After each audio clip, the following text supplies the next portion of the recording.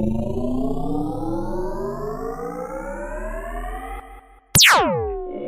and gentlemen, welcome to SSS, the Sassarians Structuralism Symposium.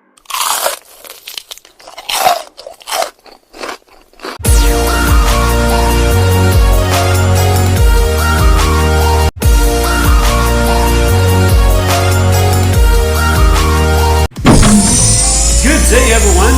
I am Aris, and I will be your host here in SSS, the Sassarians Structuralism Symposium. Before we start with our virtual symposium, we would like to greet our classmates and, of course, Medrano, our professor in the Introduction to Linguistics. So right now, here, this very moment, we are blessed and we are lucky, for we're able to invite distinguished guests and speakers who will be discussing important information about someone. And that someone is Mr. Ferdinand de Saussure. I do believe that after the 5 weeks of journey here in the subject, the Introduction to Linguistics, we're able to meet and encounter different theorists. But take note that there's still one.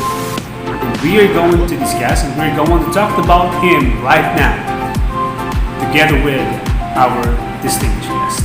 Let's go! And in order for us to know the backgrounds and the contributions of this guy, Mr. Ferdinand de Saussure, allow me to present to you our speakers and our guests for this morning, who will be giving their discussions. First about the backgrounds, second one about the bibliography, third one will be about the theory of this guy, Mr. Ferdinand de Saussure. So what are we waiting for? Come on, let's start our discussion. Our first discussant is a 20-year-old teacher from Laguna College of Business and Arts. She loves to cook. At the same time, she also loves to eat. She also has her philosophy in life. Everything has its own time. Now, at this very moment, she will be discussing the short biography, including the educational background and works of Ferdinand de Saussure. Ladies and gentlemen, help me to welcome our first discussant, Ma'am Charlotte Camo Manansala.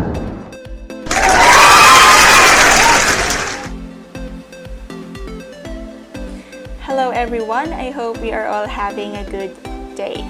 My report is all about a short biography of Ferdinand de Saussure.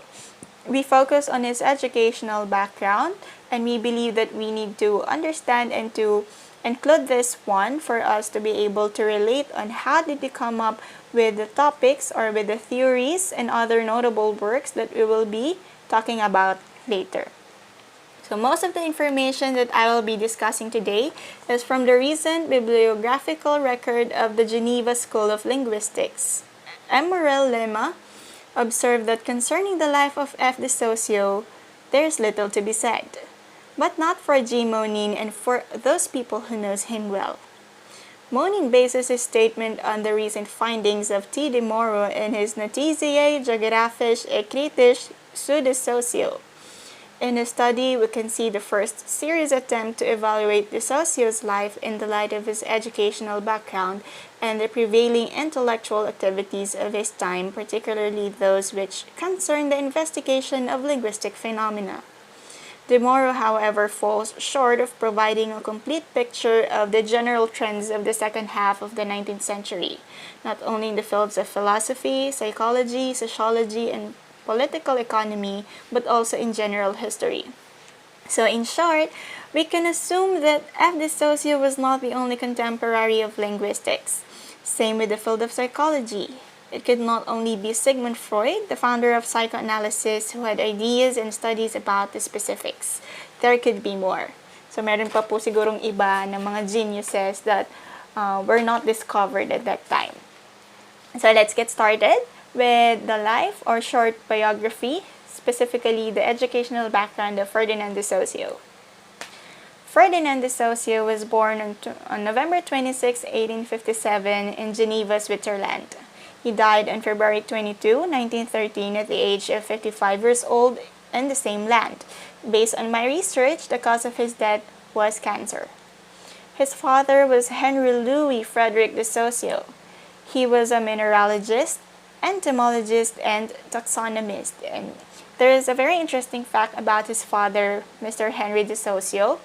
He was recognized as a professor nung siya ay 22 years old pa lamang po. So imagine that, you're just 22 and you're already a professor. And next one, his mother was Countess Louis de Portelet. She came from an immensely rich Protestant banking family belonging to Europe.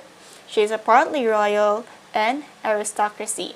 So we can see that Ferdinand has it all. He has the riches and the brains. Let's go to his educational background. Ferdinand de Saussure was born into a distinguished Geneva family with a long tradition of scholarly activity. He came from a long line of extraordinary people who consider studying as leisure. So I want to support this statement. I came across a journal that has the statement of de Saussure when he was interviewed. Na ang sabi niya po doon, he preferred studying than playing more often. And in fact, there was also an account where he stated that high school did not offer him much challenge, and he usually ends up discussing changing opinions with his teachers. So after completing his secondary education, he entered Geneva University. So hindi po yun yung original na gusto niyang pasukan agad, because he graduated at the top of his class and he assumed that he can go straight to his desired university, which is not the Geneva University. So, hindi siya pinayagan ng kanyang tatay because his father thinks that he is not matured enough.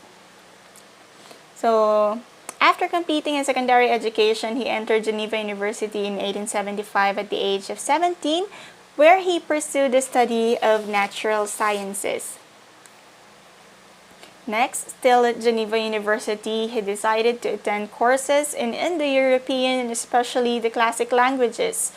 But since he familiarized himself in Curtius, when we say Curtius, it is what we know today as the Latin language.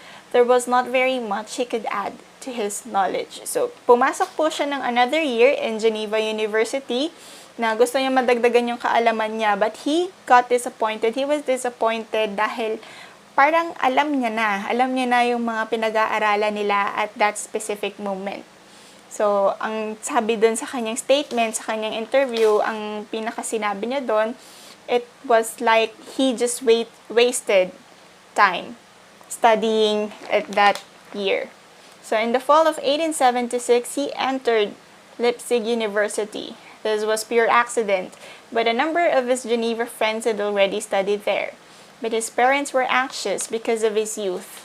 They believed that Ferdinand de Saussure must be surrounded by his fellow countrymen while living in a foreign land. So again, ang pinakakontra po sa kanya dito ay ang kanyang father.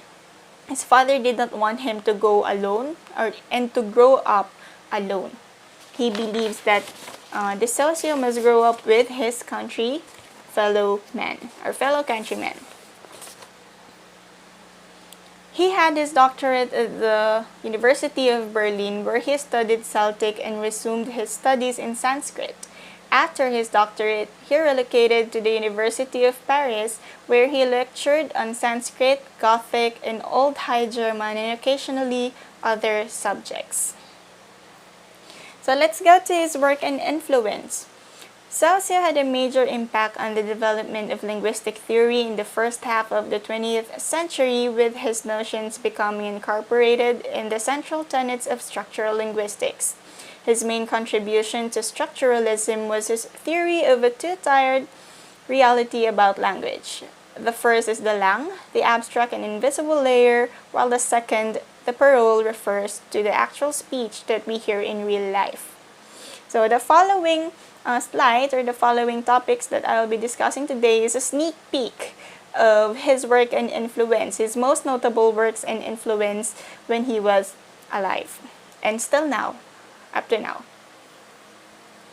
Structural linguistics. Ferdinand de Saussure is regarded by many as the creator of the modern theory of structuralism, to which is language and parole, or lang and parole, are integral. He believed that a word's meaning is based less on the object it refers to and more in its structure.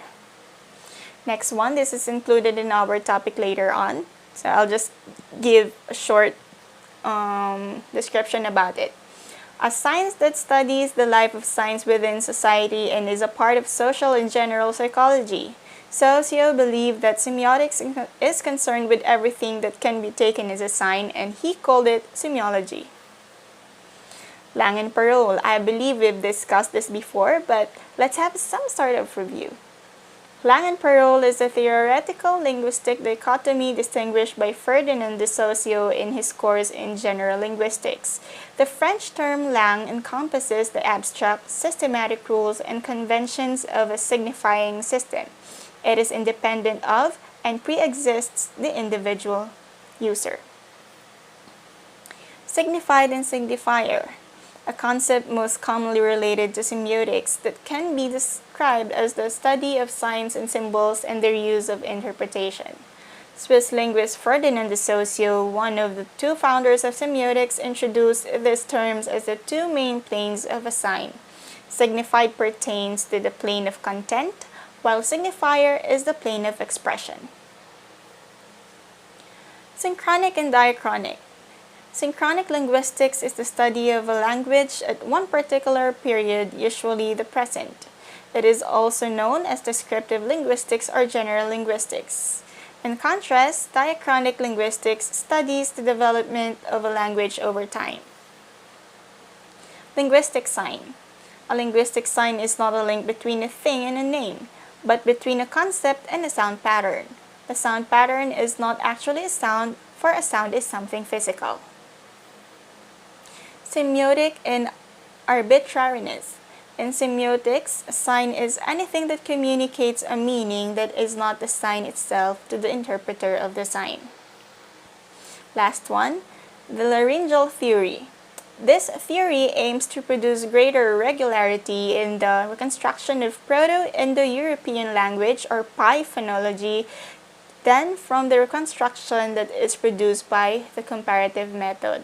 So those were the most notable works and influence of Ferdinand de Saussure. Ang sabi po nila, marami pa siyang pinag-aaralan and kinocompose na theory, but then hindi po dito siya sa mga ito nag-focus. Hindi po siya masyadong nakapag-focus doon sa iba. At usually po, yun yung mga hindi niya natapos or hindi siya nagkaroon ng conclusion. So I want to end my report in a short video that will be presented now. I hope we all learned something today. Thank you so much.